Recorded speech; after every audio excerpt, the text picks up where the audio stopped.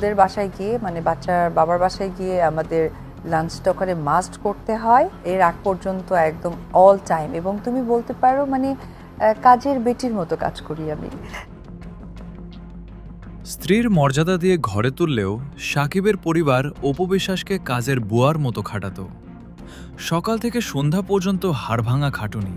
অপু বিশ্বাসের এমন একটি বিস্ফোরক মন্তব্যকে ঘিরে নেট পাড়ায় রীতিমতো চাঞ্চল্যের সৃষ্টি হয়েছে। কিন্তু সত্যিই কি তাই? শাকিব খানও তার পরিবারের পক্ষ থেকে সবসময় যে অঢেল ভালোবাসার কথা অপু নিজেই বলে এসেছেন, তাহলে এই হঠাৎ ভুলবদল কেন?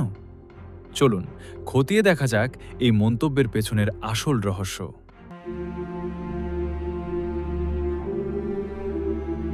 অপু বিশ্বাস নিজেই বারবার স্বীকার করেছেন শাকিব তাকে নিজের চেয়েও বেশি ভালোবাসতেন এবং তার শ্বশুর শাশুড়িও তাকে প্রচণ্ড স্নেহ করতেন। কিন্তু এই মন্তব্যের আসল প্রেক্ষাপটটি আসলে ঈদে ঘেরা। অপু বিশ্বাস জানিয়েছেন, বিচ্ছেদের পরেও নিয়মিতভাবে ঈদের দিন শাকিবের নিকেতনের বাসায় তারা দেখা করেন, যা তাদের দীর্ঘদিনের এক মধুর ঐতিহ্য।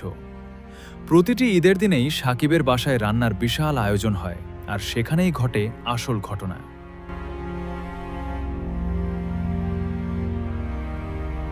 অপু বিশ্বাস আসলে বুঝিয়েছিলেন, ঈদের দিন পারিবারিক রান্নার বিশাল চাপের মধ্যে তিনি নিজ হাতে সব দায়িত্ব পালন করেন।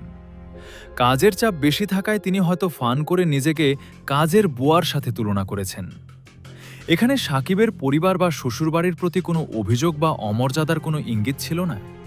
তিনি শুধু বোঝাতে চেয়েছেন, পরিবারের মানুষ হিসেবে রান্নার আনন্দটা তিনি নিজেই নিতে পছন্দ করেন। অর্থাৎ এটি কোনো ব্যক্তিগত ইস্যু নয়, বরং নিছকই এক পারিবারিক মুহূর্তের বর্ণনা।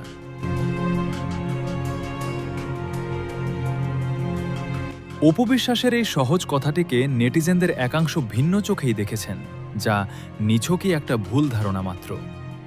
প্রিয় তারকার এই আবেগী মুহূর্তটিকে আপনি কিভাবে দেখছেন জানিয়ে দিন কমেন্ট বক্সে।